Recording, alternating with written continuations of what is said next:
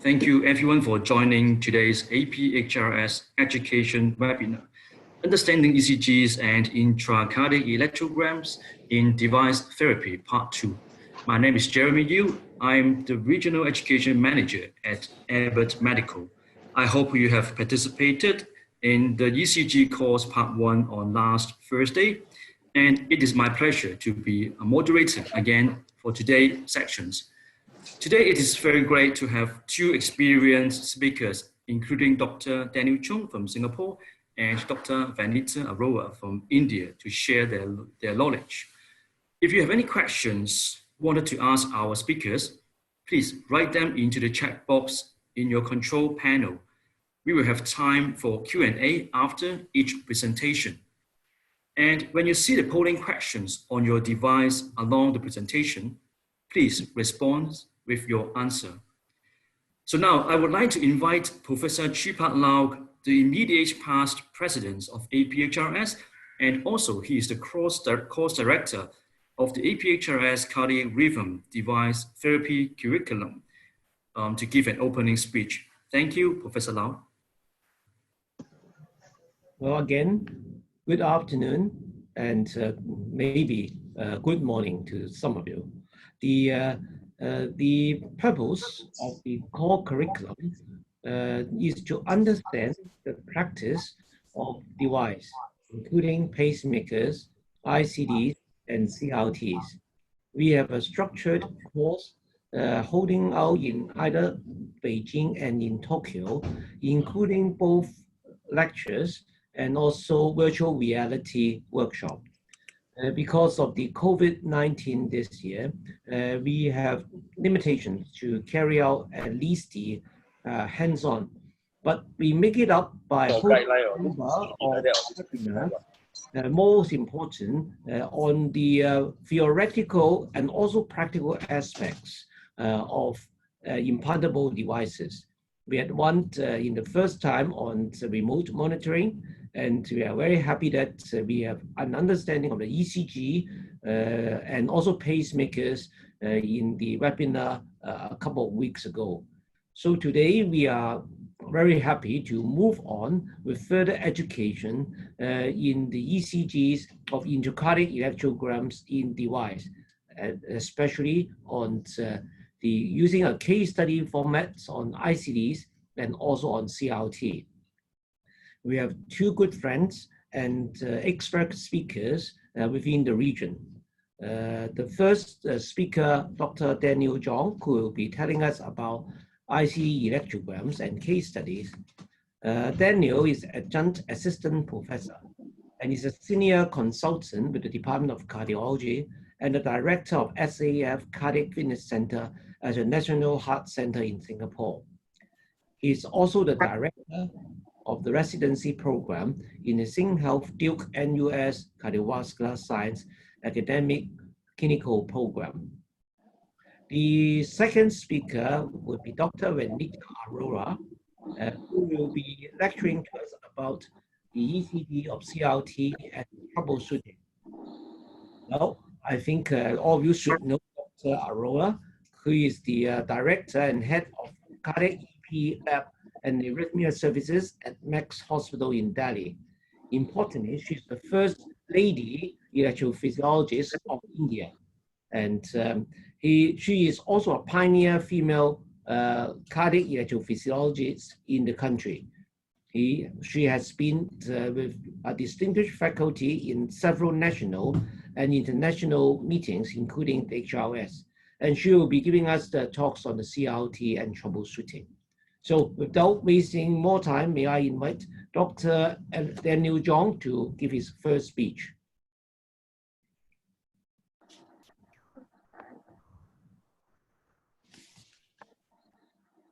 Yeah, thanks, Prof. Chu. All right, so let me, so I've starting to share my slides. Okay, so today's topic that I'll be presenting will be ICD electrograms with case studies. And okay, let me just go down. Okay, so Okay, so ICD tracings, I do understand that there are more than 150 participants, and we do know that many participants have a wide range of experience, from simple to maybe more experienced persons. So we have physicians, nurses, technicians who will be attending this webinar. So I have chosen a series of ICD tracings. Some are very basic and simple, and some will be a bit more complicated. But I hope that through all these case studies that we will all learn together, and that we would, get better so that our patients get better care. And I think that ICD case studies is really the best way to learn. There will be some opportunity for audience participation. So as much as possible, if the audience could just do the poll, vote for the correct answer, and then that would really help us to know if it will work. Okay. All right. So first case. All right. So what does this ICD tracing show? All right. So without further ado, let's have a look. So this is the first case. It's quite straightforward. There's no trick here, but I'd just like to get the audience to be familiar with the polling. So this is a ICD tracing, and something happened over here, as you all can see. So maybe the audience can sort of have a look and decide, is this one inappropriate shock for atrial tachycardia that was successful? 2, is this an appropriate shock for VF that was successful? 3, is this an appropriate shock for VT that is successful? Or 4, is this an appropriate shock for atrial tachycardia that is unsuccessful? Sorry to interrupt, Dr. Chung. Yeah. Could you please enlarge, put on Enlarge, full okay. screen of your presentation? Yes, thank you. Okay, do you see the full screen now? Yes, and oh, yeah, okay, let let me me go go back to sorry. the questions. Okay, I'm sorry, my apologies. Yeah, Oops, sorry, thank I you. skipped the answer. Wait, sorry. Okay, yes, can everybody please vote?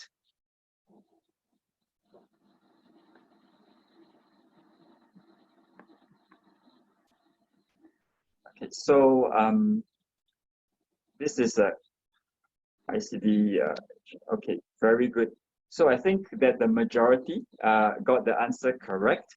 So this is so let me just go through this ICD tracing because maybe not all of us see this on a regular basis. We may have a mixed group with different degrees of experience. So let me just go through this tracing. So you can see on the top here that number 1, the first line refers to the atrial sense. So this is the atrial lead that is seeing what's the electrogram within the right atrium. And then number 2, the second line refers to the ventricular sense strip. So this refers to what the device is sensing in the right ventricle, typically. And then the third line are the marker channels. So this refers to what the device is interpreting as what it's seeing in the different channels. And you can see that there's a tachycardia that is fairly regular and fast. There's more V's than A's, so more ventricular beats than atrial beats. And there is a lightning sign here indicating that there was a high voltage HV delivery shock. And after that, the rhythm went back to essentially a normal rhythm. So this is not atrial tachycardia because there are more V's than A's, and it's successful because the tachycardia ends. Looking at this, it's not VF because it's very regular with a tachycardia cycle length of about 220 to 230 milliseconds. So this is number 3, ventricular tachycardia with appropriate shock, and it's successful. Okay, very good. Okay, so next question, also quite straightforward, I hope. It's a patient who presented to the emergency room in ventricular tachycardia because the emergency doctor did a 12-lead ECG and it shows VT. And the emergency doctor noted that the patient has an ICD. And so whilst the technician was doing the ICD check, the physician asked, why is there no ICD therapy for this patient who is having a ventricular tachycardia episode? Why is the ICD not delivering therapy? Is it one, under sensing? Two, is it SVT discriminators, supraventricular tachycardia discriminators withholding therapy? Three, is it a ICD pulse generator failure? Or four, is the VT, the ventricular tachycardia detection zone, set too high? All right, maybe everybody votes. I know that this is probably going to be quite easy for some of you, but I think that it is good that some of us, I mean, not everybody may be very experienced implanters or experienced doctors who are and nurses who are following up on patients. So I think it's good to sort of just go through some of these simple ones before we go to the more complicated tracings.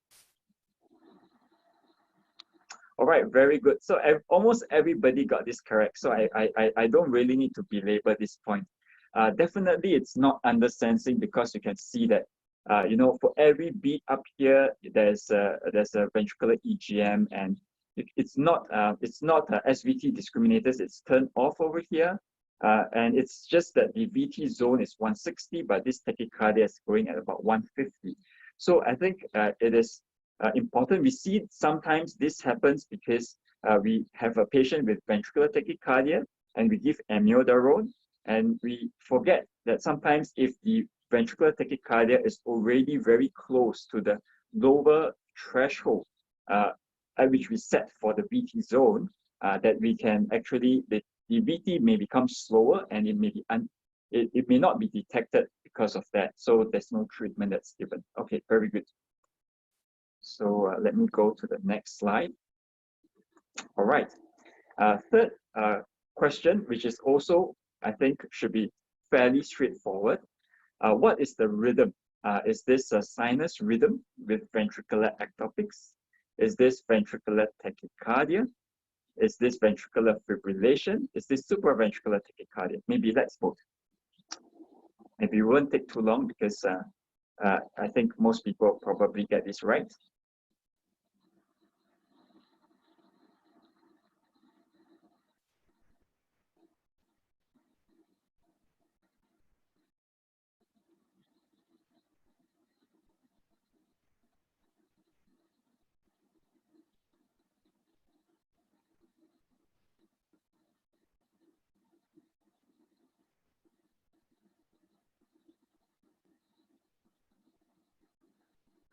Is 30 seconds up? Okay. All right. Oh, okay. There are some who wrote sinus rhythm with ventricular ectopics. Okay. All right. Okay. Let's have a look at this tracing. So if we look at this tracing, we can see that this is a fairly okay. Maybe there's one ectopic here, but this is a fairly regular tachycardia. It is the rate is at about 350 milliseconds, so it is fairly fast. And other than that, actually, if you look at this, you can see that it's actually fairly consistent, 1-to-1. So it's so I would say that this would be more in keeping with a regular tachycardia, because even though this is a little bit earlier, but the morphology, I would think that it's still within the range of what we would see for the morphology. So it is, I don't think the morphology changed a lot. So looking at this, and the rate is within the tachycardia zone. So this I didn't put sinus tachycardia with ventricular ectopics as a choice. So I put the sinus rhythm, so presumably normal sinus rhythm. So I would say that this is supraventricular tachycardia because it's a one-to-one AV relationship. And if you look at the marker channels, the tick indicates that the morphology is consistent with the in the template, the sinus morphology template. So I would say that this would be more consistent with the supraventricular tachycardia. It's definitely not VT or VF. I think most people got it right. Okay, let's go on to the to this one, which is also quite straightforward, I think. All right, so recurrent palpitations, what's the cause? So this is a patient who has a CRT device, and whilst this was happening, a patient complained of palpitations. So was the cause 1, pacemaker-mediated tachycardia, 2, supraventricular tachycardia, 3, ventricular ectopics, and 4, ventricular tachycardia. So quite straightforward, this one. So please go ahead and vote.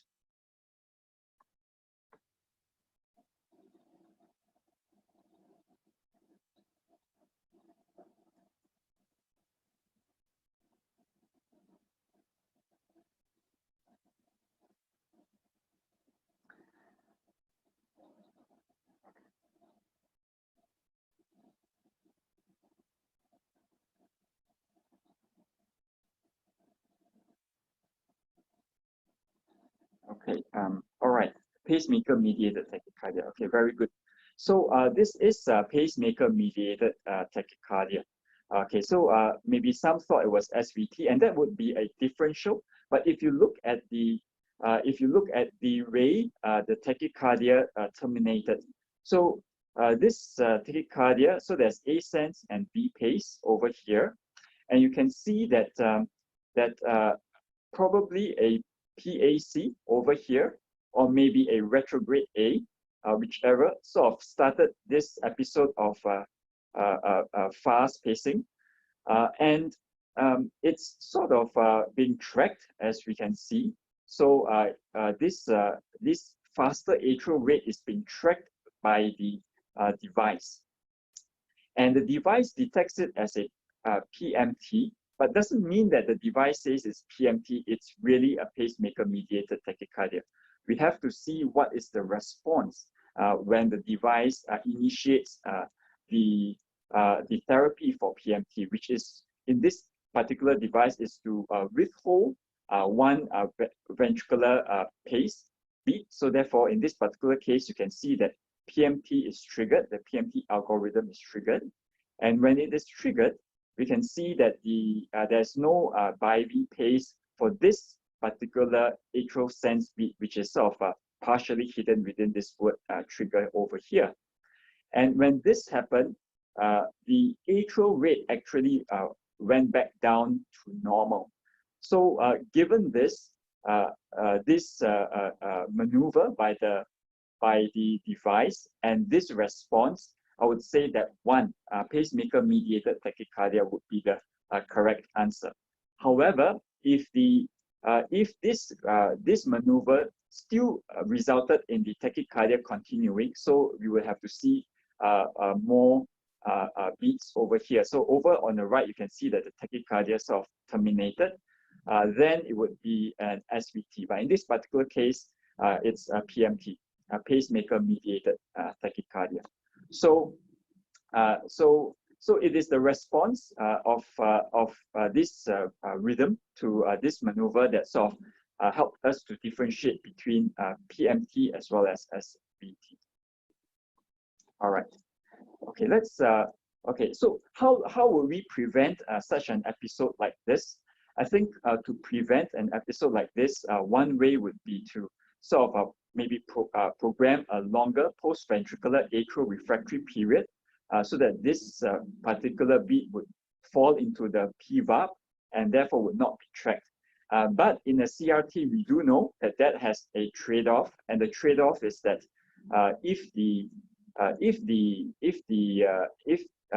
this is not sensed and not tracked potentially it can conduct down to the V, and then we would lose bi-V pacing, and the bi-V pacing percentage would drop, sometimes quite significantly.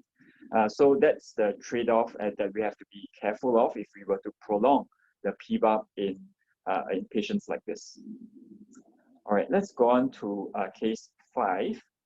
Okay, so case 5 is a patient again with an ICD and a very classical kind of a pattern on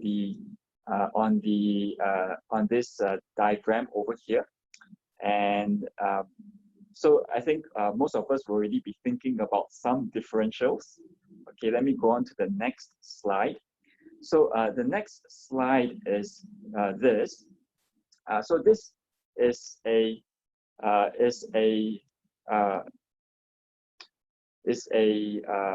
tracing of one of the events.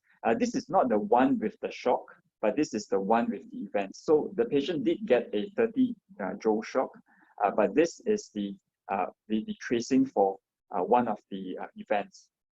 Okay, so what is the reason for patients' ICD shock? Is it 1, an appropriate shock for VT; 2, an inappropriate shock for T-wave oversensing; 3, an inappropriate shock for R-wave double counting; or 4, an inappropriate shock for lead noise? Maybe we can all vote and see how it is.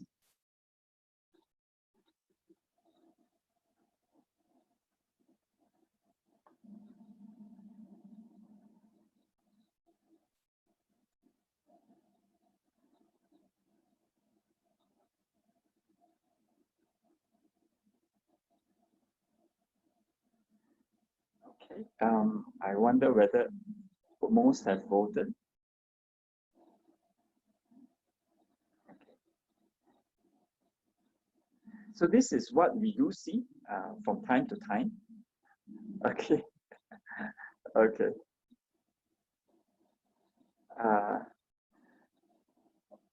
Okay. All right. Do we have the results of the poll? Okay. Very good. Okay. Sorry. All right. All right. So I think almost everybody got this correct as well. So this is T-wave oversensing. When we see this tram track appearance over here, I think that there are some things that immediately comes to mind. One, of course, is T-wave oversensing. 2 is actually, could this be R-wave double counting? That can happen as well.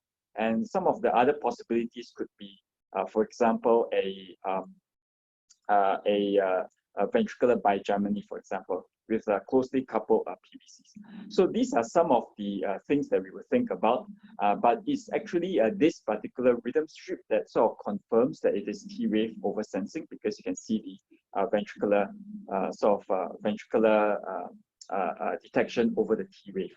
So I think there are several programming options to program around it.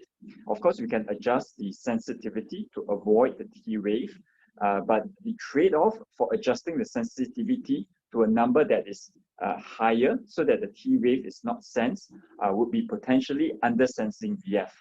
So that is one option. You can also adjust the sense refractory period so that it's a bit longer.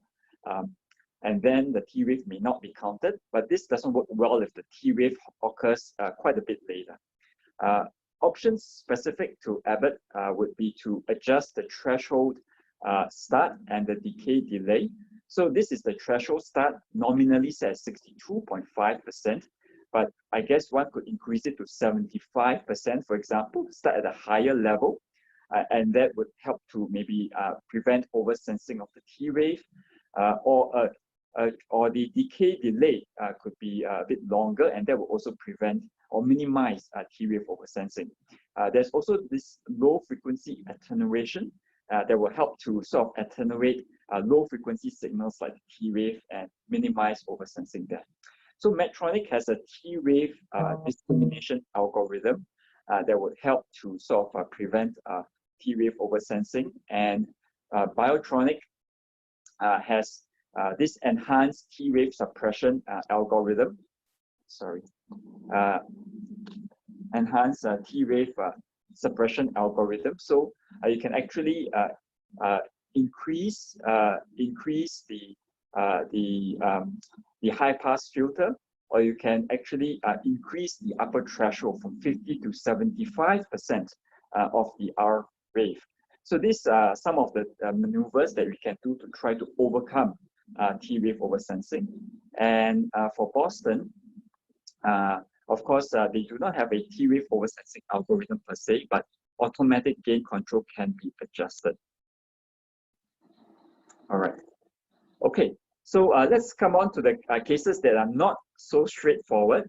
Okay, so this is a patient with a subcutaneous ICD with a smart pass turned on. One of my patients, 2 zones, conditional shock 200 and shock zone 220.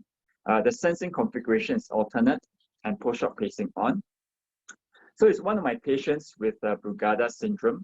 So during sleep one night, this happened. So this question I think is quite easy too, but let's just have a look.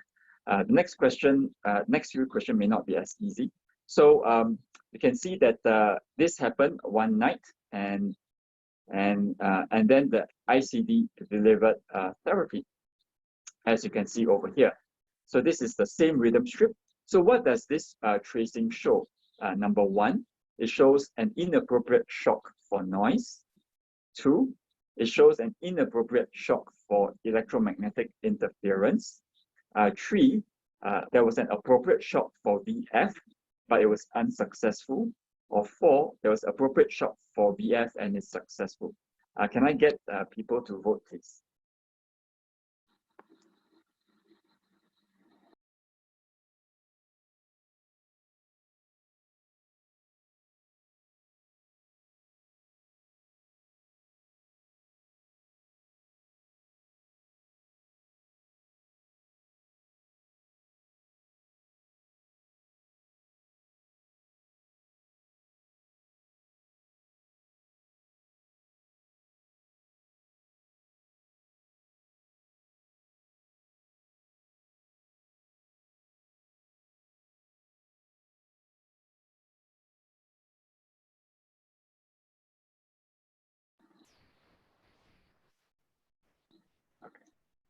All right, can you hear now? Can you hear? All right. Okay, so very good. So this is actually an appropriate shock. All right, let me just okay. Let me just go through this tracing a little bit. So although I can imagine that some people may, mistake this to be electromagnetic interference or noise, given that it is really very fast towards the end over here. But if you look at this entire tracing, you can see that this is consistent with ventricular fibrillation. If I go up one tracing, you can see, or 2 tracings, you can see that this patient was having nocturnal bradycardia, PVC, and PVC on the T wave, giving rise to VF. And this is not unexpected. We can see a little bit of noise sometimes on top of the VF, especially when the patient stirs in their sleep. And so even though there may be some noise over here that we see, this would still be considered an appropriate shock for ventricular fibrillation. And it is successful because after the shock is given, the rhythm is back to sinus rhythm. All right, so this is ventricular fibrillation with appropriate successful shock. However, 1 year later, the patient was playing basketball when he had to stop after feeling a shock. This was the tracing. So you can see that he was playing basketball, so his heart rate is a little bit faster now. And this was the tracing with the shock.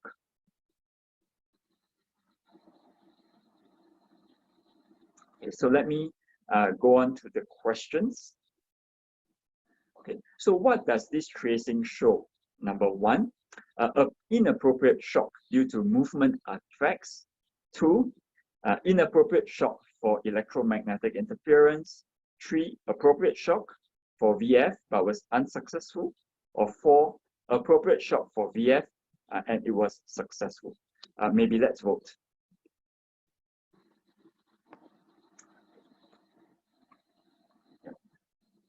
So this patient was shocked a second time just within a year, and this was the tracing that was related to that shock.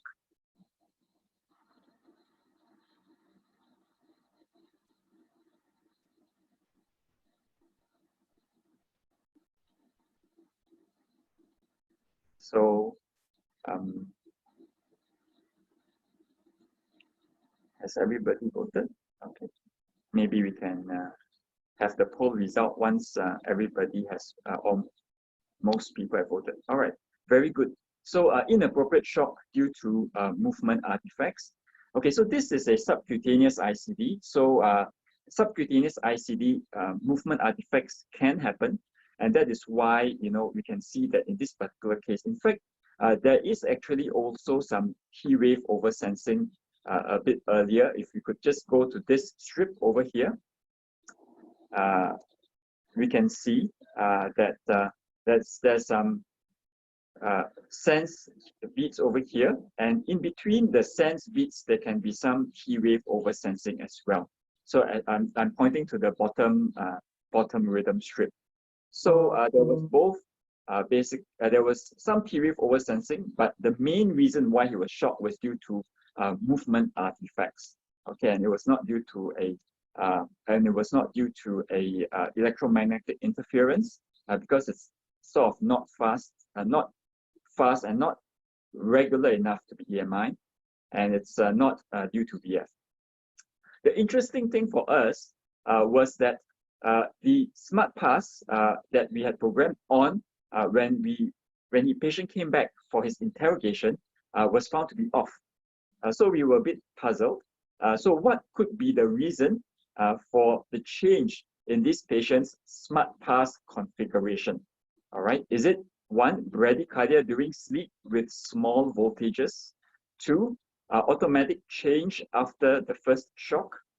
3, it was turned off accidentally by a physician, follow-up physician. 4, the tachycardia of more 120 beats per minute resulted in the smart pass being turned off. Okay, maybe let's vote and see what does the audience think. Why was the smart pass turned off?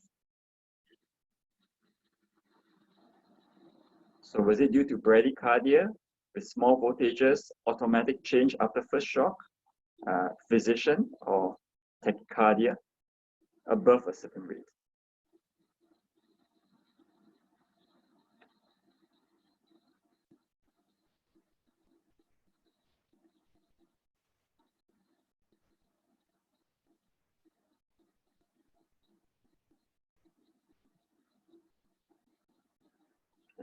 Do we have the results? Okay. All right. So there's a matter of results. Okay. So the answer actually was actually bradycardia during sleep with small voltages. It's actually answer number 1. So this is a function of the subcutaneous ICD smart pass system, which may not be that familiar to those of us who do not implant that many subcutaneous ICDs. So basically the smart pass is sort of a high pass filter. So it filters out anything that is 9 Hertz and above, roughly about 9 Hertz and above.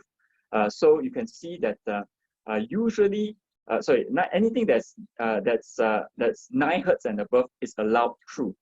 So things that are lower frequency, that's less than 9 Hertz, are blocked. So things like, for example, R waves, which are rapid in onset, as well as VT and VF would be allowed through, whereas slower moving, lower frequency signals such as T waves by right should be filtered out by the smart pass system. However, in this particular case, this patient had actually bradycardia during sleep, and one of the safety features of the smart pass is that it will automatically turn off if it senses nothing for 10 seconds. So if it senses asystole for 10 seconds, smart pass will automatically turn off even without the physician programming it. And on top of that, SmartPass also considers certain bradycardia situations as potentially VF undersensing. So if there are 5 consecutive signals of less than 0.25 millivolts with at least 2 intervals of 1.4 seconds or above, it will turn off automatically. And in our patient, one of the reasons why he had T-wave oversensing as well as movement artifacts resulting in an inappropriate shock was because his SmartPass automatically turned off without us realizing it, and we had to turn it back on. And after we turned SmartPass back on and we got him to run on a treadmill, there was actually no significant oversensing, and the patient did not get another inappropriate shock. So this is a feature that may not be that familiar to some of us. So 5 consecutive small amplitude signals that with a longer RR interval would automatically turn off this SmartPass. Okay. All right, let's go on to case 7. Okay, case 7 is a little bit longer, so I will just give a bit of a history. It's a 71-year-old male with multiple comorbidities with a CRTD implanted. The CRT is programmed with a single VF zone at 200 beats per minute. So only one zone with ATP during charging. And the VF detection duration is 2.5 seconds. So this is the tracing, but I'm going to just expand it for you so that at least you can see the tracing a bit more clearly. So this is the initial first tracing. So you can see that it's a CRT device because there's both LV and RV. And you can see that the patient has this episode of, I would say, non-sustained ventricular fibrillation or ventricular tachycardia. It's short, then after that it resolves. Towards the end, you can see that it's sort of resolved. And then, despite it being resolved, you can see that the device still delivered 8 beats of anti-tachycardia pacing over here. So these are the 8 beats of anti-tachycardia pacing. So the question is, why did the device deliver ATP even though at this particular point in time, the patient was not in VTVF? Okay, so why did the ICD deliver ATP therapy? Is it 1, ventricular oversensing? 2, the VF detection parameters are fulfilled sufficiently for therapy? 3, ATP is committed therapy? 4, none of the above. Okay, so maybe could I just get the audience to vote? So this is, I guess, not so easy, I guess, because you may have to measure some intervals and things, but maybe I could just bring the audience through the answer after everybody has voted.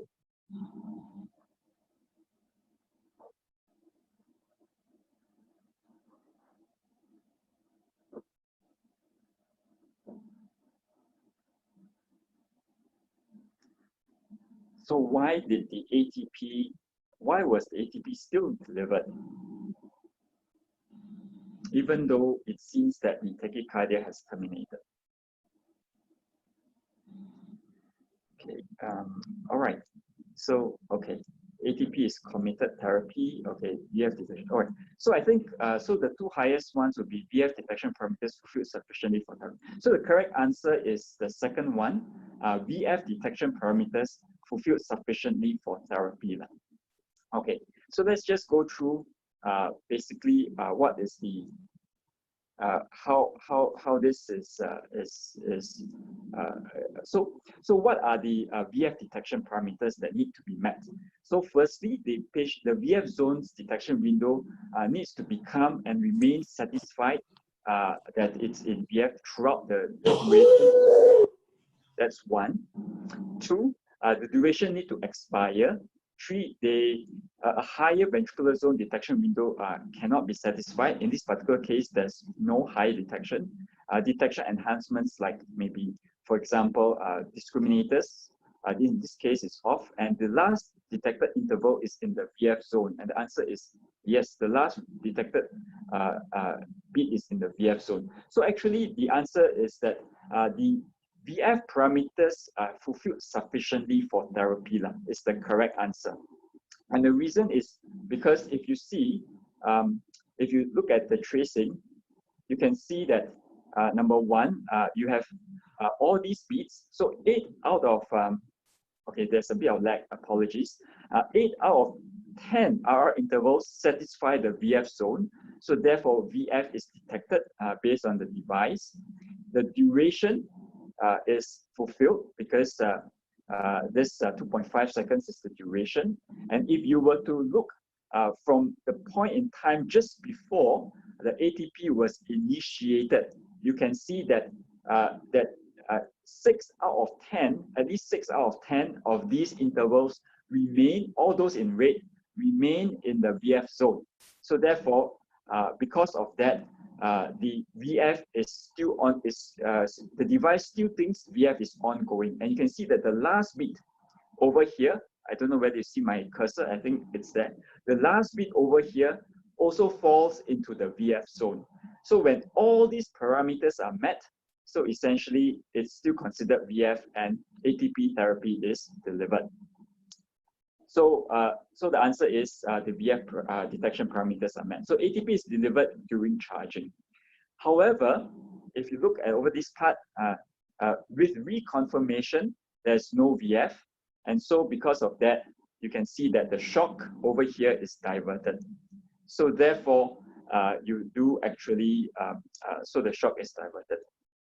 Okay, I just saw a quick glimpse of a question.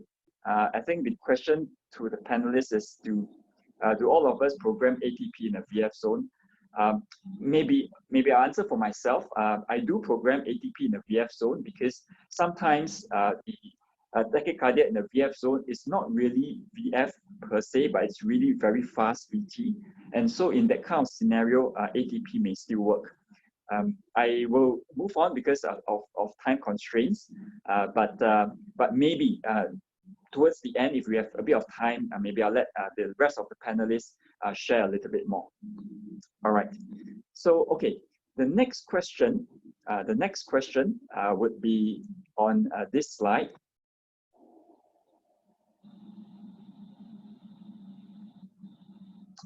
Okay, the next question is on this slide.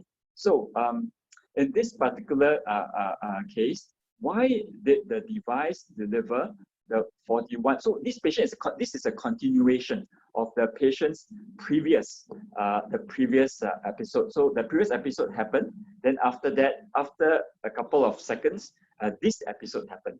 So another episode of a non-sustained tachycardia, after which you can see that the 41 joule shock was administered. So the question is, why did the device deliver this 41 joule shock, even though at this particular point in time, so at this point in time when the shock was given, the patient was not in VT or VF? Okay, why was the shock given at this particular, even though it was not in VT, VF? So the options are: 1, ventricular oversensing, so therefore the shock was delivered. 2, reconfirmation was successful and appropriate that it was VT or VF, so therefore shock was delivered. 3, the ICD was programmed to committed shock. 4, divert reconfirm is not allowed for 2 consecutive cycles.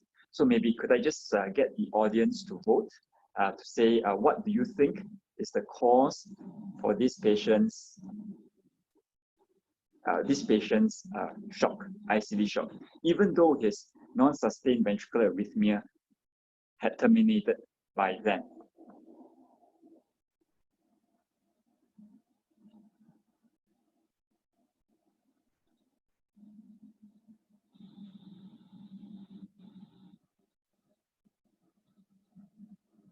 Okay. So I think this is something that, again, maybe not many of us may be familiar with, but it is sometimes a cause for shocks. I wonder whether most have done. Okay, yes, divert. Okay, excellent. So the majority got correct. Okay, so it's not committed shock because in the earlier slide we can see that in the earlier slide we can see that the shock was diverted. So this is the earlier slide over here, and you can see in this earlier slide that this shock was diverted. So therefore, this ICD was not programmed to actually to committed shock mode. So in fact, the reason why was because divert and reconfirm is not allowed for 2 consecutive cycles in this device. So the reconfirmation algorithm in Boston Scientific post-charging is that if 2 out of the 3 intervals are faster than the lowest rate threshold, shock will be delivered. If 2 out of 3 are slower than the lowest rate threshold, shock will not be delivered. So in the first case, actually the 2 out of 3 intervals are slower than the lowest rate. So therefore shock was diverted. But in the second case, it was also the same. It's just that because this was the second attempt at diverting. This was the second attempt at diverting. So you can see that the device will not allow for 2 consecutive divert reconfirm cycles. So it will still deliver the second shock as a committed shock. And only after this second shock is delivered can the reconfirmation algorithm be applied again. So this is something that maybe some of us would not be familiar with, but it's a cause of shocks in patients with a very short bursts of non-sustained ventricular arrhythmia. All right. What about the other companies? Biotronic, it's also a very similar algorithm where every alternate divert will not have a confirmation. Medtronic and Abbott reconfirmation occurs. So they will reconfirm prior to each and every shock. So there is some variation in the way each device company do the set up their device. And so this is sometimes some useful to know. Because I do not implant any Sorin or LiverNova devices here in Singapore, so I wouldn't be familiar with the Sorin, so that's why I've not included it in. All right, last case. Okay, so excuse me, Dr. Cho, you haven't shared your slide. Oh, I haven't shared my slide. Yes, you just stopped sharing. Oh, is it? Yeah, can you see my slide now? I can see your slides. It's case number 8. Is that right? Yes. Yes. Okay, yes. Sorry. Yes, please carry on. Yeah. Is it okay? All right. Yes. Okay. All right. So this will be the last case. And okay. So this is a patient of mine who is fairly young, only in his 20s, and he has dilated cardiomyopathy. And he has a single lead ICD. So this is a single chamber ICD. And you can see that he has tachyarrhythmia, degenerates into this one, and he gets the therapy. This is by episode 7, so very scary looking single lead ICD. Episode 8, episode 9, and okay, so okay. After episode 9, the device just stopped shocking the patient. So the patient is just stopped. So question, why did the device stop delivering therapy for VF? Was it 1, under sensing of VF, 2, rhythm return to AF, 3, ICD therapy is exhausted? Maybe let's vote.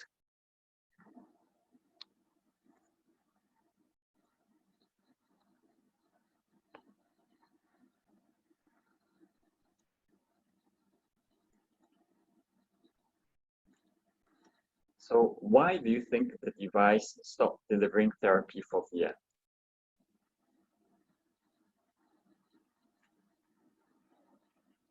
And it was in between this particular rhythm strip and the earlier strips that you saw.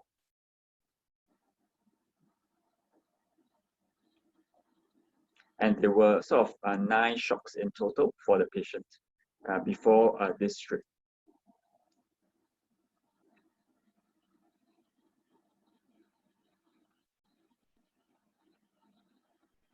So, okay, very good. ICD therapy is exhausted. Very good. Okay, so I think a majority, yeah, majority good. So, so actually, that's the correct answer. ICD therapies were exhausted. So this is a patient, and you can see that after a series of 9 shocks, the VF therapy was exhausted, and no further therapy was delivered. So this is this can happen not only to not only to Boston devices, but to all ICDs as well, because if the ICD is designed, the ICD is designed to deliver shocks, but if after a certain number of shocks, 9 shocks, 10 shocks, whatever, if it is ineffective, the device assumes that further shocks will not be effective. Fortunately, my patient didn't pass on because he has this thing over here, which is a left ventricular assist device. So he survived, called the ambulance, and about 24 minutes later, this was before the ambulance arrived. 24 minutes later, the device started to shock him again. And the reason why the device started to shock him again was because of undersensing now. Because when after a shock, if there's 30 seconds of undersensing, the whole thing would reset. And after it reset, then essentially the therapies can restart. So we do hear of patients who get 30 shocks, 40 shocks, a VF storm. And the reason why they get so many shocks is because after the therapies are exhausted, there is a period of time whereby there may be some undersensing, and because of that, ICD therapies are reset, and then therefore the shocks can begin again. So this is what happens to my patient. So patient underwent successful external defibrillation in the ambulance, went for DFT testing and the EP lab failed. So we upgraded the patient to a higher energy device with successful DFT. Other options, if the DFT had been unsuccessful, would be to sort of consider a dual coil lead or a zygous coil, or maybe a subcutaneous coil or array. All right. So the same thing happens to the other devices, and I think that will be all for today. So maybe let me just look at. Do I have time to answer some questions, or maybe I need to pass on to the next speaker? Hey, thank you, Dr. Chung. Thank you very much for your presentation. Okay, before we open to a few questions, here I would like to invite Professor Chi Keung Ching. Professor Ching is the module director for this ECG webinar series, and to give us some comments to this presentation. Hi, Prof. Ching. Do you have anything wish to add on? Hi, everybody. Good evening from Singapore. Thank you, Daniel, for a very wonderful case presentation. As you could see, pacing and handling patients with ICDs and pacemakers is more than just implanting, because after that implantation, there's a lifelong journey that we have with the patient in troubleshooting, in managing their medical conditions, and optimizing the device status so that they derive benefit from the therapy for which we have started or implanted. So thank you, Daniel.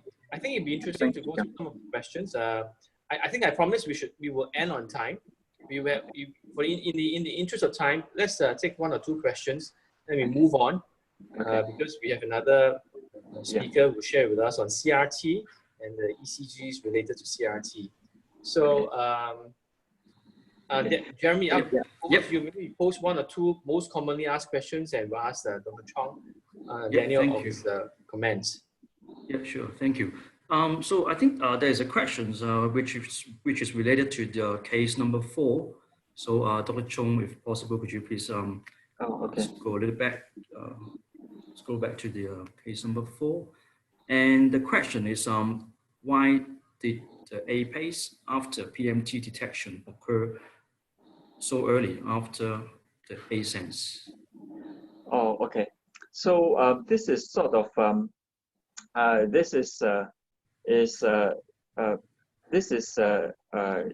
usual, so that this is what usually happens. So when this particular A-sense is sort of is excluded from being tracked, So what happens is that if you see other devices, it will be A-sense in brackets, which means that it is effectively not sense. And so when it's not sense, the device would then time out, and at the lower rate, there will be an atrial pace at the lower rate limit that is set. So because this particular A-sense is effectively not sense and therefore not tracked, and that is the effect of the most or many PMT algorithms is to omit one A-sense, and in this particular case, that was the scenario. Yeah. All right, thank you. And here is a second question: can you comment on the proper placement of external defib pads when a patient with an ICD? Yeah.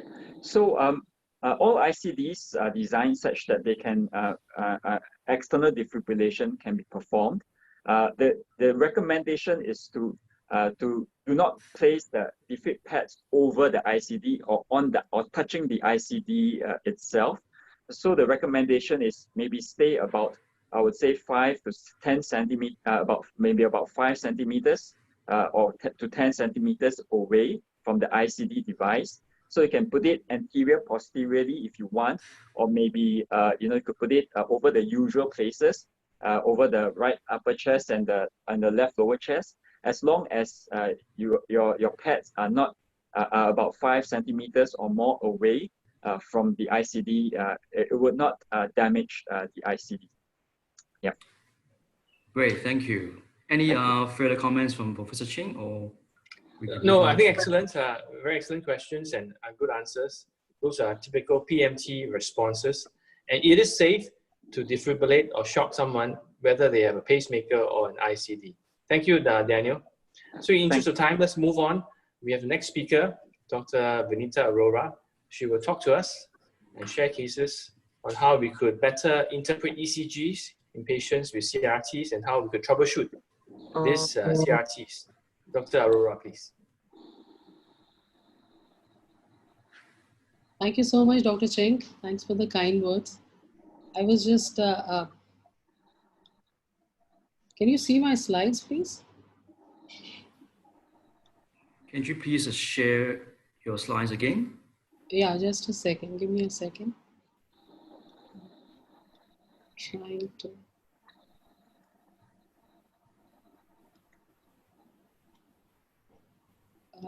Okay. Can you see my slides, please, Jeremy? Yes, beautiful. Thank you. Okay, great.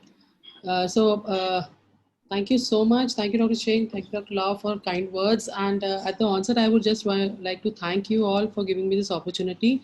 And Jeremy, I want to just make a point that in case I'm running out of time, kindly let me know, interrupt me in between, so that as Dr. Cheng said, we have to close it in time, so we should be on time. Okay, please, I'm giving you the liberty to do that, please, and help me out. Yes, madam. Yeah, okay. Daniel gave an excellent presentation on ICD algorithms. My topic for discussion today is totally different. It is on CRT, the basic ECGs of CRT and the troubleshooting we can do with them. So if you can see my slide, the right side of my slide says a perfect ECG. This is what we love, a beautiful sinus rhythm, a narrow QRS, 1:1 conduction. And this is what we are aiming at patients when they show a wide QRS of an LBBB, left bundle branch block. We try to narrow it down so that it looks as perfect ECG as possible. But remember, CRT is an electrical solution of an electrical problem. This is what is seen on the ECG. It is an electrical problem and we are trying to give it an electrical solution.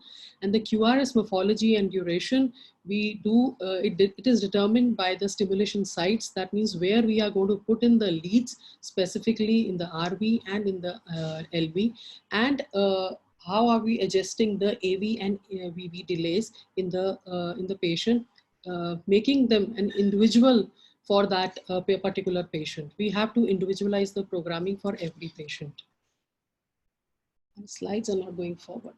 Okay, so if we look at the data that we have, the patients who have a left bundle branch block, In all the ICD trials, the randomized controlled trials and the meta-analysis of that data shows that patients with left bundle branch block actually fare badly as compared to the other bundle branch block, the right bundle or the IBCD pattern. And if we adjust this to the CRTD arm, well, the patients with left bundle branch block, the nicely selected patients do very well and they have a mortality benefit with these. This mortality benefit is not passed on to the patients with IBCD and right bundle branch block. And if we look at the analysis of the data, we see that all left bundle branch block patients, the women fare much better than the men, and the wider the QRS, the more benefit is transferred to these patients. However, in non-LBBB patient, this benefit is not transferred except for the patients who have a wide QRS, which is more than 150 milliseconds. Henceforth, the super responders are actually females with non-ischemic cardiomyopathy, wider QRS, and left bundle branch block. But the narrower the QRS, the IBCD pattern or the non-left bundle branch block pattern that we say, the benefit is not transferred to them. Hence, we have the guidelines looking into all the data that we have. And this is a class 1 indication that QRS more than 150 milliseconds, left bundle branch block, LV ejection fraction less than 35%, who is symptomatic despite guideline mediated medical therapy, they become the class 1 receivers of CRT therapy. However, CRT therapy is a class 2 indications in non-LBBB patients with the rest of the parameters remaining the same. In between 130 to 150 milliseconds, it becomes a class 1 indication in case the LBBB left bundle branch block QRS pattern is there, but the level of evidence is B. It is not A, it is B. So similarly, in case the QRS width is between 130 and 150, in a non-LBBB patient, it's a class 2B indication. The class 3 indication or a contraindication, which I should say, is a QRS duration less than 130 milliseconds. This is very clear and there is no doubt about it. Now, if we look at the ECG here, this is a 60-year-old female with non-ischemic cardiomyopathy, ejection fraction 30%, and symptomatic with NYHA class 3 despite medical therapy. Look at the ECG. Do you think you would recommend a CRT? Patrick, can I have the poll here, please?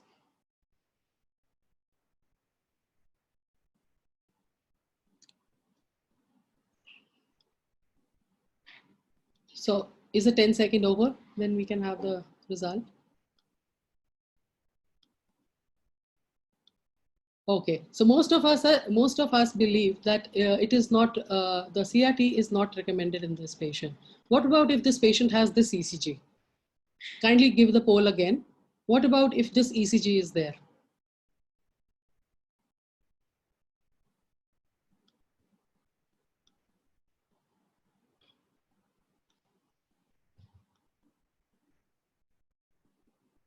Please, may I see the result, please? Yeah, so everybody thinks this is recommended, and that is a beautiful answer because you see here the criterias are fulfilled. The QRS is wide, it is 150 millisecond, it is left bundle branch block, and it is, though there are some notching there which we will just discuss, it is the indication for a CRT and a good result for that. Now, we have had a lot of trials and the guidelines which have studied the various criterias to recognize left bundle branch block from the ECG and give them in correlation with the CRT outcome in these patients. The most important thing which I want to discuss here is the mid-QRS notch that we have been discussing. And if you see the Strauss criteria for the mid-QRS notch, the slurring in more than 2 leads from V1 to V2 or lead 1, V5, V6, the mid-QRS notch has a very high sensitivity rate up to 94% to be correlated to left bundle branch block who will benefit from CRT. Now, if we look at this ECG, please see that the QRS is wide, it is more than 120. If I can measure it rightly, it is around 150 milliseconds. It's a PR interval is okay, it's normal. And you see the notches. Just look at the notches. I put the markers here for the convenience of everybody. The QRS width is 150 milliseconds. You see there is absence of Q waves in lead 1, V5, V6. There is a mid QRS notching which is seen in lead 3, in lead V6. So even in lead 1, 1 and AVL. So this is the kind of pattern you look at in the ECG to advise CRT in these patients, and they will definitely benefit. Let us look at what happens post implant also.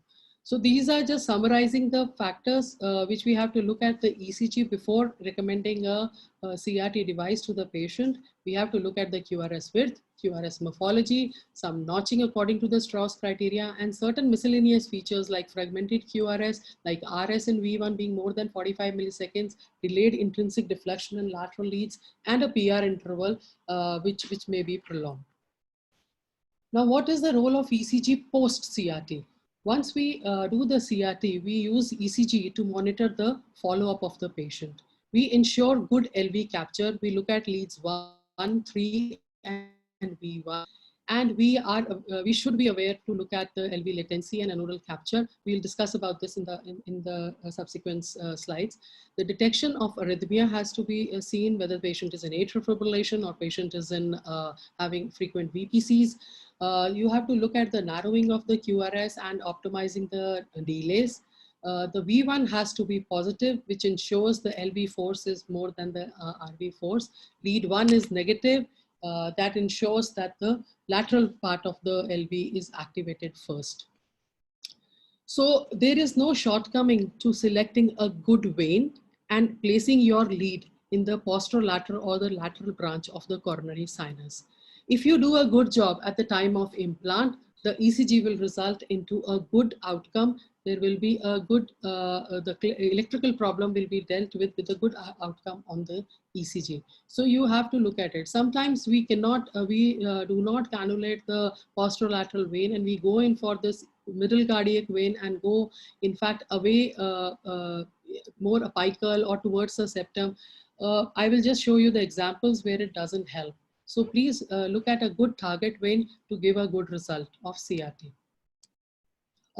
When we are looking at the ECG with biventricular pacing, we have to be sure where our RV lead is, because many of us are putting our RV lead in the right ventricular outflow tract. Earlier, we used to put it at the apex, whereby we used to have the 2, 3 AVF negative, and we used to have V5, V6 negative, because it used to be from the RV apex.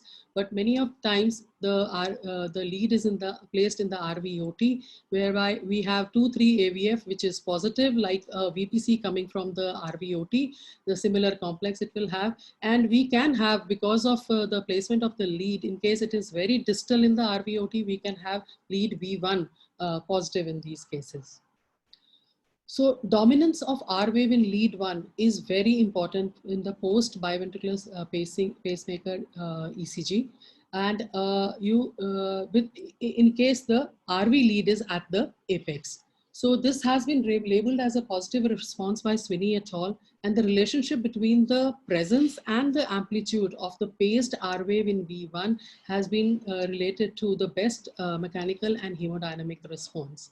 In case there is no dominance of R wave in V1, we have to look at various parameters, whether there is an incorrect placement of V1, whether there is lack of capture of the LV lead, whether there is a displacement of the LV lead, whether there is marked LV latency, there is a ventricular fusion, or the pacing is from the middle cardiac or the anterior vein. We'll just discuss it in detail. And these two leads are actually the most important leads which we have to look at. In case we find lead V1 is all positive, it is all positive, then it is the LV pacing. In case it is biphasic, then it is the bi-V pacing. If the lead V1 is biphasic, then it is true bi-V pacing. But lead 1 altogether has to be negative, because the free wall of the LV has to get activated the earliest. So when we are looking at the LV right versus left ventricular capture, for the left ventricular capture has to be a positive V1 and negative lead 1. But if you have lead 3, which is more negative than lead 2, then right is activated more than left. Please keep a note on that. But if you have it in a good posterolateral vein, this is how your ECG would look like. Your V1 will be positive or a biphasic. The lead 1 will be negative. And you look at this, 2, 3 AVF is negative, but look at lead 2 being more negative than lead 3, which means that it is the left-sided which is activated early.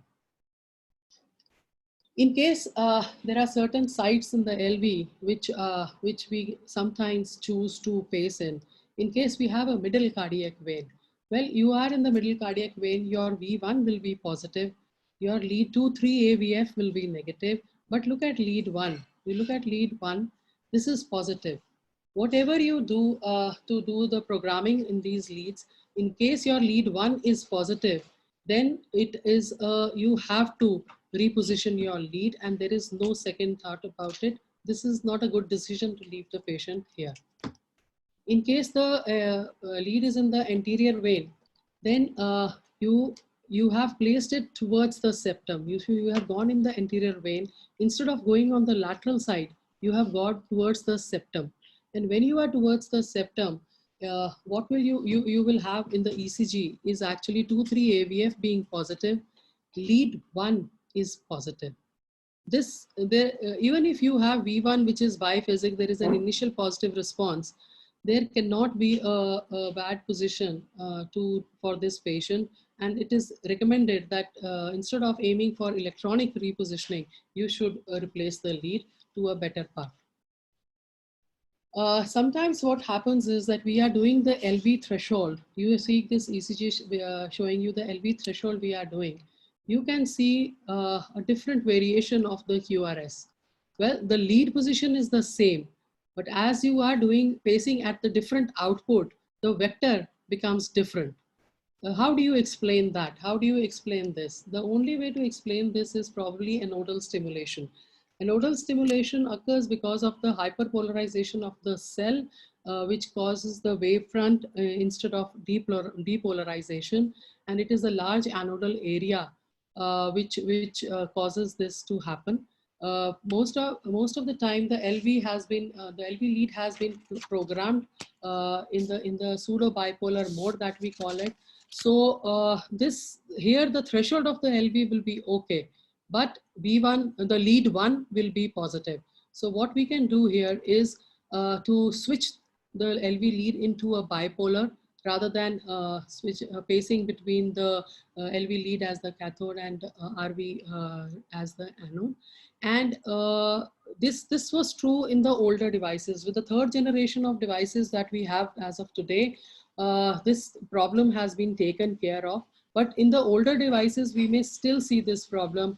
Hence, I have brought this here to take care of it.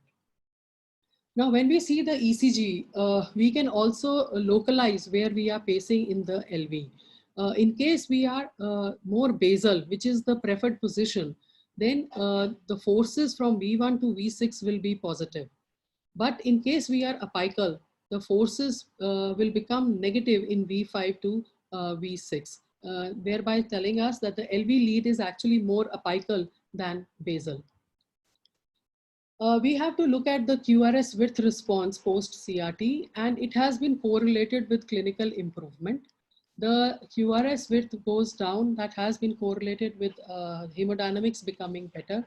But here, a word of caution that in case you have a very wide QRS, even when you connect the device and make the QRS to be narrowed, the QRS becomes narrow, but the dysynchrony is not gone. It is because of the electromechanical delay, which occurs especially in the ischemic myocardium patients, whereby the narrowing QRS does not clear off the dysynchrony in all the segments. So what is the outcome here? How can we help these patients here? The most important factor to do here is to look at the fusion vector, which I'm just going to explain you what is the fusion vector. See these leads, we are pacing from the RV lead alone. We are looking at the complex in lead 1 and in V1. We are pacing from the LV lead, which is close to the scar. And here, what we are doing is that we are having, this is the lead 1. and this is V1. When we paste biventricular simultaneously, we have to look at the lead one, whether it is looking like either of the two, either RV or LV, or it is a fusion between the two. If it is looking like one of them, then the LV lead is actually having struggle with the scar. There is a scarred area there, which is causing the dysynchronous activation of the myocardium. And what we need is the synchronous recruitment of the myocardium. So what can we do here? What we do here is that we paste the LV early. In case we paste the LV early, then we get the complex which is in between the RV and LV pacing alone. And this is a good result. We are able to actually obscure the scar which is close to the LV lead and give patient a better result because of this vector fusion. Example of a ECG which we sometimes see, somebody tells us that this is biV pacing going on, and we look at the ECG and we see that V1 is totally negative, lead 1 is positive. What do we do here? Well, this is not good biV pacing. We have to start thinking in terms of whether the LV lead is not working, or is there too much of delay at the LV site, or there is some anodal stimulation. And if you see, look at this rhythm strips, there is variation. The vector is changing here. How can that be possible? Look at the PR interval. The PR interval is very short. So probably increasing the delay here if we lengthen the AV, that will help us. So in such patients, in fact, adding a medical therapy or stabilizing the dosage of beta blockers might help us to help such patients. If we see the ECG like this, there are another example of biventricular pacing. Look at V1. The V1 is all positive. If it is all positive, it is pacing the LV. 2,3 AVF is negative, which is good. But look at lead 1. Lead 1 is again positive. This has to be middle cardiac vein. And middle cardiac vein, you have to, until and unless it's a really lateral site in the middle cardiac vein where you can place it, you cannot correct this thing. And a word of suggestion here is that when you are doing a biventricular pacing on the table, the most important lead that you can hook up to give you a better result is actually lead 1. You hook up lead 1 and you see whether the lead 1 is converting into a negative or a positive when you pace the LV, and that gives you the answer there and then. You may have a post biventricular pacemaker ECG, which is like this. You have given a good result. The lead V1 is bipolar. There is an initial positive complex and then negative. Lead 1 is negative. But look at the ventricular ectopic activity. These are monomorphic ventriculars, BPCs, which are coming in between quite frequently. This will not let the biventricular pacing to be at the extent of more than 95%, which we are aiming at. So it is better to take care of these ectopics, do a RFA, and just get rid of these ectopics or stabilize the medical therapy, which is very important to give a good result in these patients. A word about the frontal axis. This is, I brought it here because it is important for us to understand that with the changing technology and the recent advances in the algorithms occurring, there is some changing in the thinking which is coming here. Initially, we thought we were pacing in the RV apex, where we used to get the axis, which was left superior axis. Now, with the CRT and right ventricular apical pacing, the axis changes to right superior quadrant, because this is where it is supposed to be. Now, more and more pacing is being done in the right ventricular outflow tract.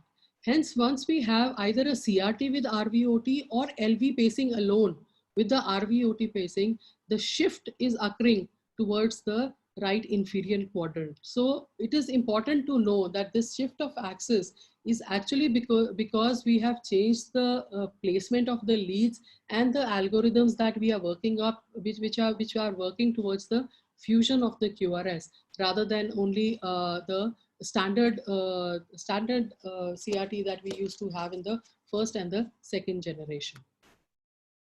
The positive in lead B1 Whether it is completely positive or biphasic complex, it is related and it is positively related to the responder rate. However, the negative in V1 results into non-responders. We have enough data to substantially support that. So to summarize all this in a table, this table I'll just briefly discuss that if you have a dominant R in V1, it is the LV activation which is good.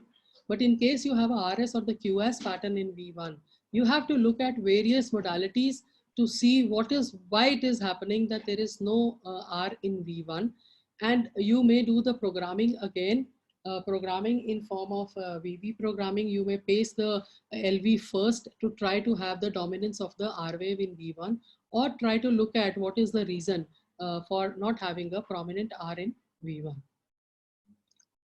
A word about the latency and the slow conduction of the wavefront that we so commonly talk about. Now, in case we have a biventricular activation, both LV and RV forces are equally equal. We are pacing both of them at the same time, but LV is the force that we require, the myocardium that we require to pace first. So the biventricular activation time is good. But in case of latency occurs very commonly with LV pacing. It is from the pace stimulus to the initiation of the paced QRS, the time period that is taken is the latency, which occurs more with LV pacing than RV pacing, which is because of the LV pacing being done from the coronary sinus vein. It is the indirect stimulation which occurs, and there is a long distance of the electrode to the subendocardial his. The sequence of activation is from the epicardium to endocardium, so there is prolonged refractiveness, hence resulting into latency. So if there is a presence of latency or there is a slow conduction because of the scar, for both these things, you know, when we pace, the biventricular activation actually occurs from the RV. The depolarization starts from the RV, and that is the stronger vector than the LV. And this needs to be taken care of. Now, how can we take care of it?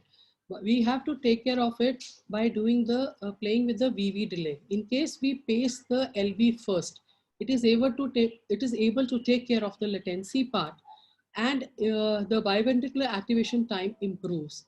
And in case we do only LV pacing, fusing it to the RV sensing, then this fusion complex or the fusion with the spontaneous QRS takes care of the latency. This is what is important, and this is what is the basis of the latest algorithms that we see in the generation 3 devices of CRT. This is the conventional biventricular pacing, whereby we program a shorter AV delay, and the native activation is replaced by a extreme axis with pacing both from the LV and the RV, and the QRS looking in the ECG with positive V1 and negative lead 1 and extreme axis that we have just discussed. But now if we are looking at the fusion CRT, well, fusion CRT, there is a simultaneous pacing from the LV and RV along with the intrinsic conduction. The intrinsic conduction is there, and there is a fusion complex resulting in the ECG, which I'm just showing you. The QRS is narrower. There is a biphasic complex in the V1, which means it's true BiV pacing and not only LV pacing, and lead 1 is negative, but the axis changes. The axis becomes, instead of extreme axis, it becomes the right axis. And then we are talking more and more about the LV pacing alone in conjunction with the RV sensing. This is what happens when we are sensing from the right bundle and we are pacing the LV. The QRS becomes narrow, and it is as close to normal as possible, which we are aiming at. So I will just discuss a couple of examples with you whereby we have done the programming and made the patient's parameters better. This is the ECG. You are seeing the baseline ECG of the patient. If you see, the QRS width is around 140 milliseconds. There is some notching on lead 1 and even on lead V5, V6. The PR interval is short, and it is normal. So this patient was given a biventricular pacemaker. Hereby, the patient is pacing from P3, which is the longest QLV which we got, and the AV delay was the nominal of 120. and we paced at the default of LV 40 milliseconds before RV. And if you look at V1, it's a beautiful positive V1. All the forces are towards the left. The lead 1 is negative.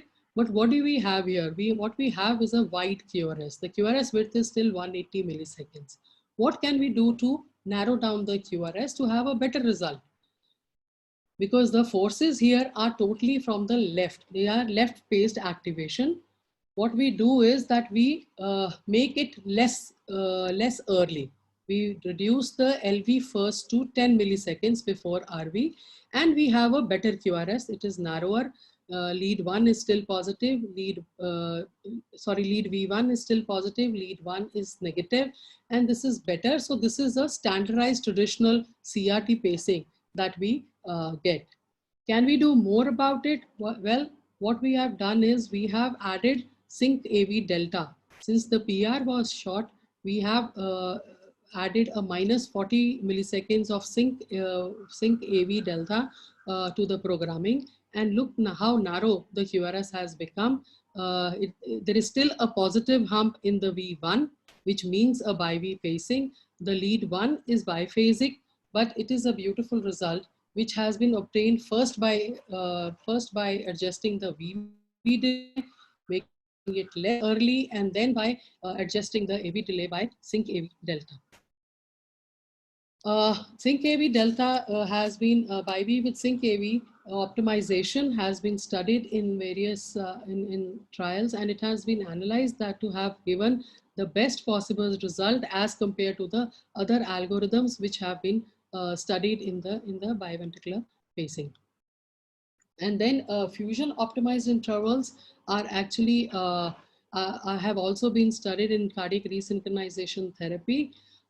It has been seen to be giving the narrowest QRS possible by the fusion optimized intervals, which has resulted into reverse remodeling of the QRS, thus giving a better outcome and better ejection fraction in these groups where fusion optimized algorithm is used. Giving another example of how important these algorithms are. This is the baseline ECG of a patient showing a left bundle branch block. QRS is around 150 milliseconds. There is some notching attached. PR is around 200 milliseconds. It's a left bundle branch block pattern. And the patient was given a CRT device. We achieved V1 to be positive. We achieved a lead 1 to be negative, which is very beautiful. And a standard AV delay was programmed to 90 and 110 milliseconds as per the device default.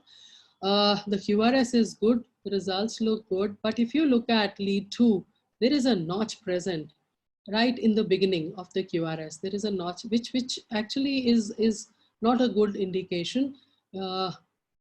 So we played with the sync AV delta. We made sync AV delta 10 milliseconds, and we lost the positive R in V1. But look at the notch in lead 2. It has become delayed.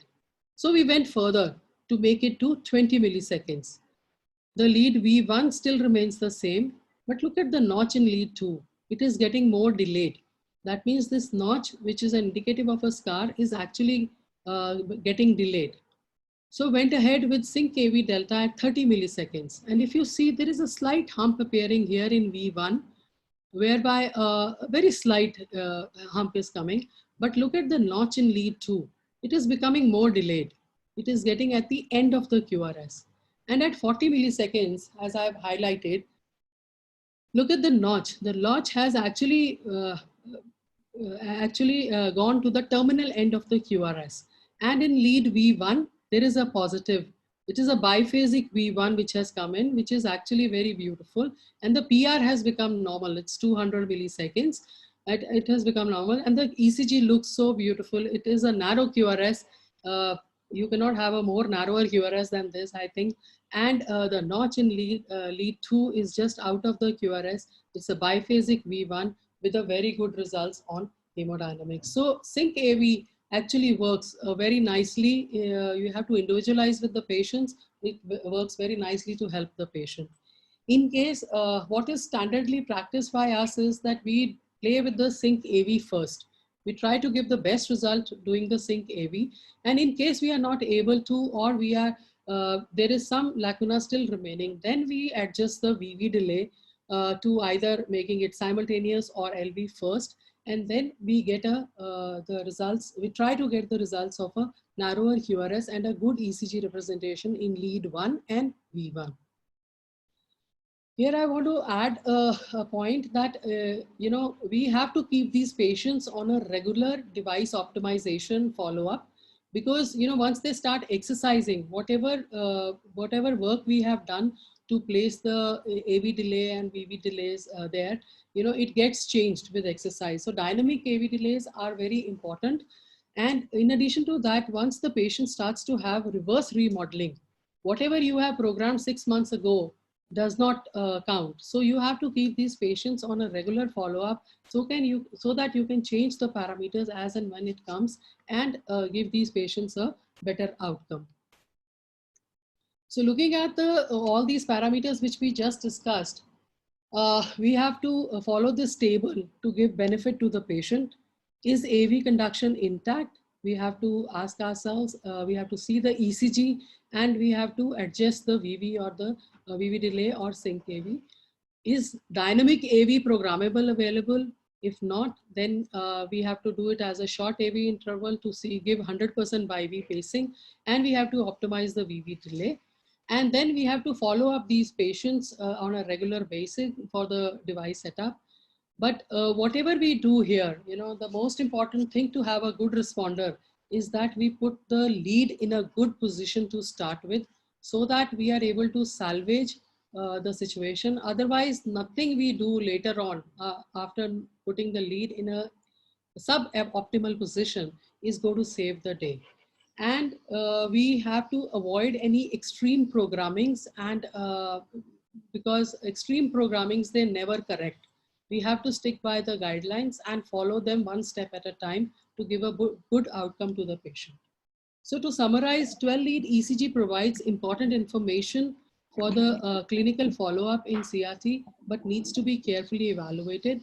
AV and VV delays need to be optimized on regular basis using the device algorithms and office follow-ups. Echo optimization, I don't do it anymore because we have such good algorithms available in the devices, but it can be reserved for patients who are the non-responders. RV only or LV only pacing should be performed for better understanding of the ECG during follow-up. We have to do serial ECGs and try to do the optimization and the troubleshooting by doing this. And LV pacing alone can be as effective as BiV pacing, but it has to be done in patients who have normal AV conduction. And we have to time it well with the intrinsic activation of the patient. So to get a good result, we have to know not only to do a good CRT, but to program the CRT in a correct way so that we get a good outcome on the ECG. I have a couple of ECGs here to show. Jeremy, was that you? Hi, this is Jeremy. Yeah, was that an indication? I heard some noise. Kind of a Not button. from me. Okay, so can we show these 3 ECGs as the quiz time for everybody? Do we have time for that? Yes, please. Okay, great. So this is the first ECG.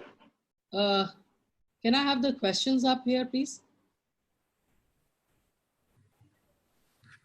Okay, so would you recommend CRT for this patient?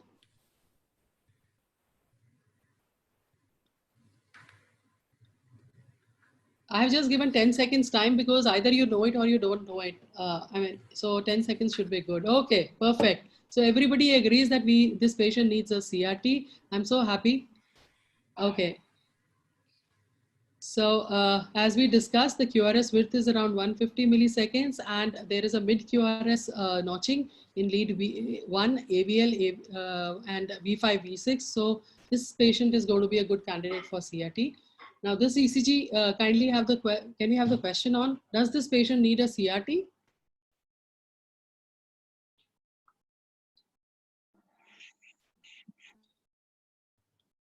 Okay, can we have the answer here, please? Yes, exactly. So that's very good because this patient does not have a typical left bundle branch block. Patient has an IVCD, though the QRS is wide, up to about 140 milliseconds, but still he fits into a class 2B indication of a CRT. So that should not be the first line of interest for this patient. Okay, can I have the question here, please? Patrick, please. I think the question is wrong. The question is that, what do you think is the pacing here? Is it a good pacing?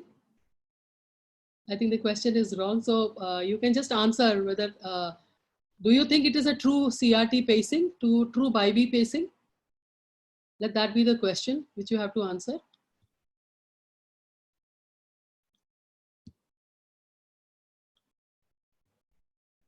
Okay, if you have the answers, otherwise I'll show the answer, of course. So it is a true BIB pacing. If you look at lead V1, it is positive, or I can say it is biphasic, and lead 1 is negative. And we have a narrowing of the QRS to about 100 milliseconds. So it is a very beautiful BIB pacing that is there. You can play around with the notch as we just discussed with the sync AV. You can play around with the notch to have this notch eliminated from lead to the center of the QRS or the QRS distally. That's all. Thank you so much for your patience and for having me here. I hope I finished in time, and if there are any questions, I will be very happy to take them. Thank you very much for your presentation, Dr. Aroa. So let's take a few minutes to answer. There's quite a number of questions in the chat box, and let's do. This is the first questions. What about intermittent LBBB with prolonged duration? Is it a CRT indicated? That's a very good question. This field is still not very clear whether intermittent left bundle branch block will benefit from CRT. There is no substantial data available, but as I have discussed with a couple of people, what they think is that this patient will ultimately have a delay which is there. There is intramyocardial delay which is occurring. So people have started giving these patients the advantage of CRT, even in case they are symptomatic despite medical therapy, in case the ejection fraction is low. Yes, then these patients are being given CRT. That's what I know of. Is Dr. Ching there with us? Maybe he can help me out here. Ching. Hi, Dr. Ching. Hi. Thank you for the wonderful presentation. Thank you so much, Dr. Ching. I want your help to answer this question. I really don't have the data about it, but about intermittent left bundle branch block with prolonged duration, is CRT indicated? Are you doing for intermittent CRT? Okay, so number one, at what rate does a patient develop a rate-dependent left bundle branch block? If it's a low rate, for example, he goes into left bundle branch block at sinus rate of 70 or 80, and he has an ICD indication, then I will veer towards a CRT. If he goes into a rate-related left bundle branch at high rates, 120, 130, then I am not inclined to put a CRT. Let me tell you why. Nothing beats intrinsic narrow QRS. You can't synchronize a heart any better if the patient has intrinsic narrow QRS. And if you put a CRT in this patient, and we are compelled to biventrically pace, we are creating an artificially wide QRS. You can't beat the intrinsic QRS. So that's my position. So a difficult question to answer, but these are pointers towards CRT versus an ICD for such patients. That's what I also thought. We don't have data on this topic, but this is a very interesting topic.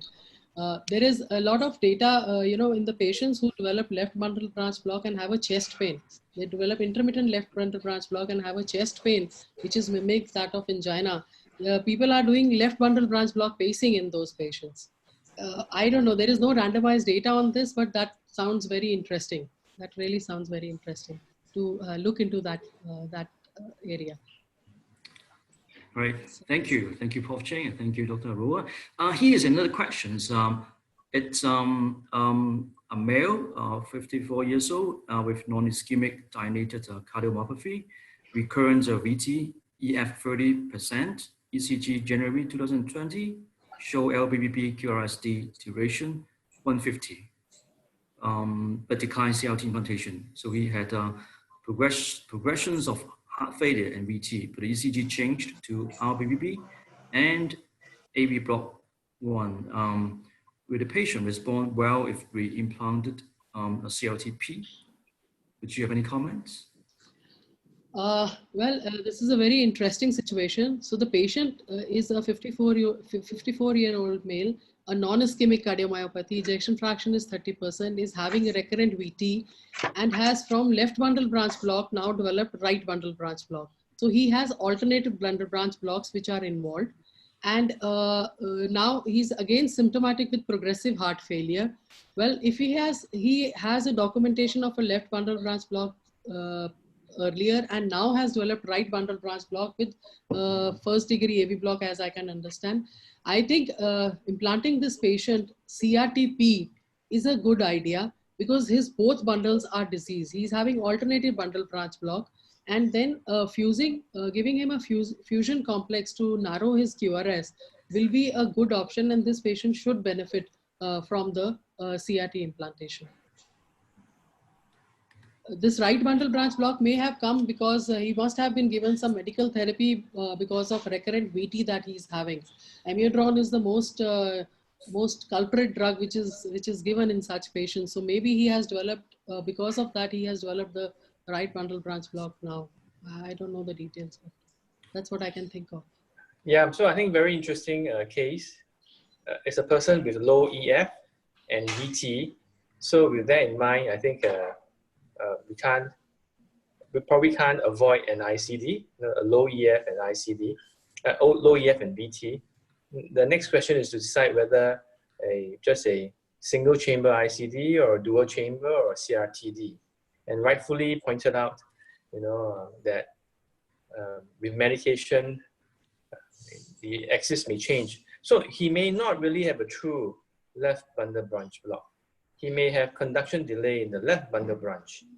And with progression of disease or due to side effects of amiodarone, the conduction in the right bundle slows further and it becomes a right bundle branch block pattern on the ECG. So these are very interesting concepts.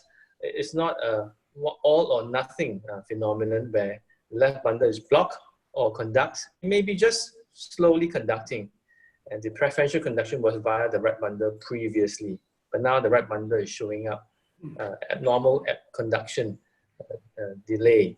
So a very interesting case.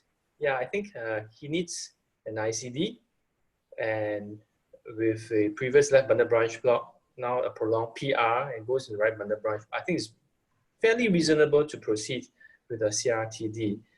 Once you instrument this patient, you want to do it once and not upgrade the device subsequently because of its inevitable risk associated with an upgrade.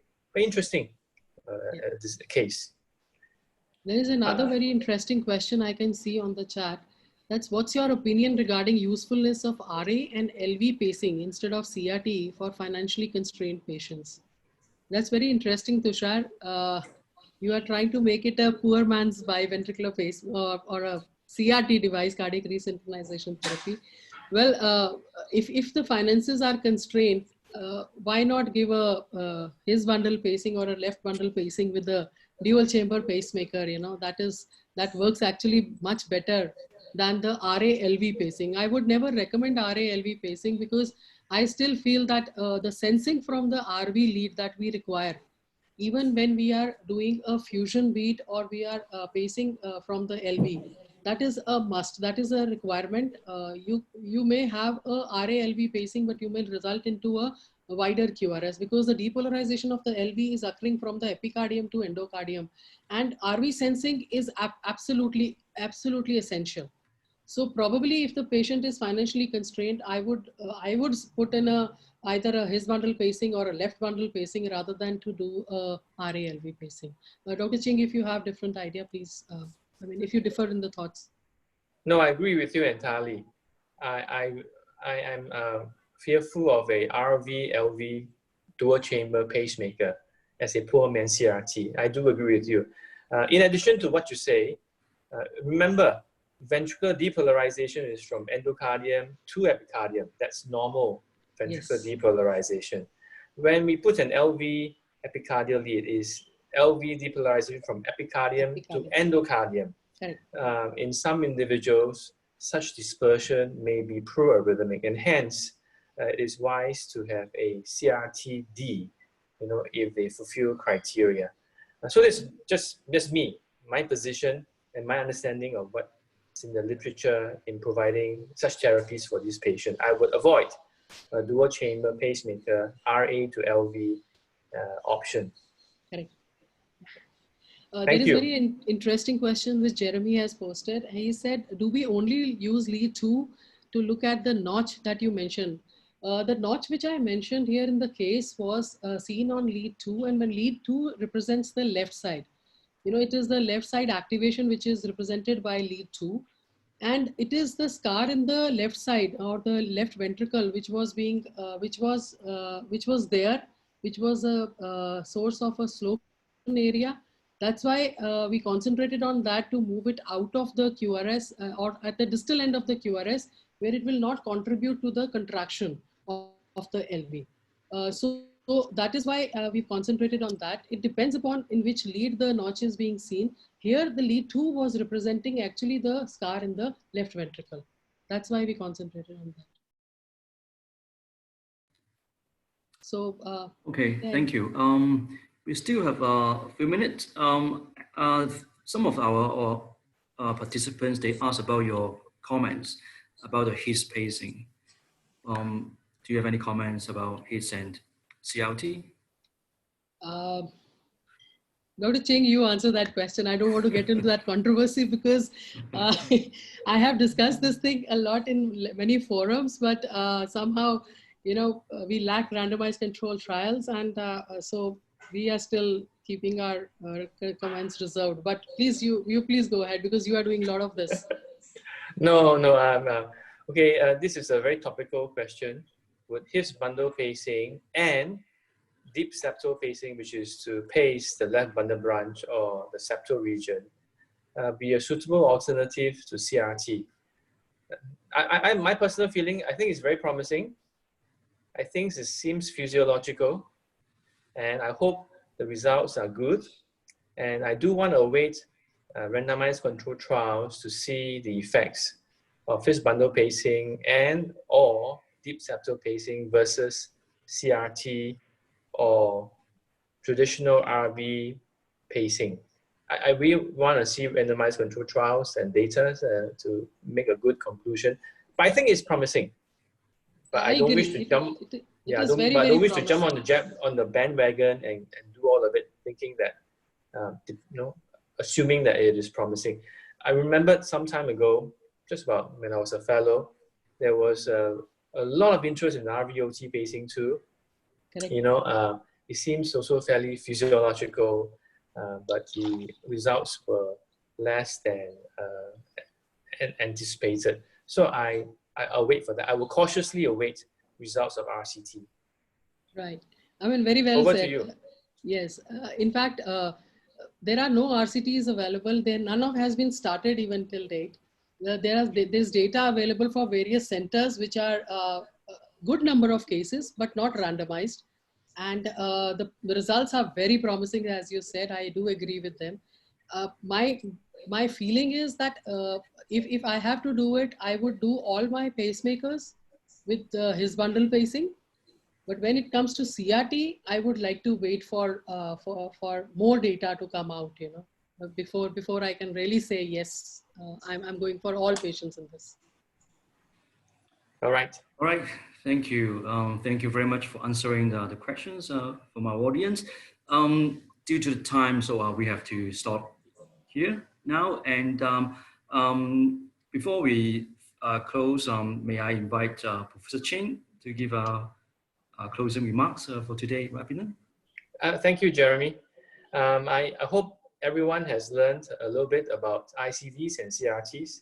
And as I mentioned earlier on, it's not just the implantation techniques that we must be familiar with, but also the post-implantation techniques to optimize the CRT, to troubleshoot an ICD, to recognize how it behaves and how the device thinks on an ECG. So I want to thank the previous speakers, Dr. Daniel Chong, Dr. Arora, for their wonderful talks. And I hope it will give you, or rather it would cause the attendees to have a greater interest in ECGs and EGMs and the peculiar therapies provided by ICDs and CRTs. And I want to thank Abbott for their collaboration and sponsorship for this wonderful program. And I believe that such collaboration and partnership will help improve awareness and as well as improve education and troubleshooting for patients who will benefit from such devices. Thank you. I wish everyone a good evening and a good weekend. Goodbye. Thank you, Dr. Ching. Nice talking to you. Thank you. Bye-bye. Thank you, Jeremy. Ching. Thank you, Patrick. Thank you, Dr. Arora. Thank you, Dr. Chung, and of course, everyone for participating in this webinar. So I hope you stay safe and healthy. Thank you. Thank you.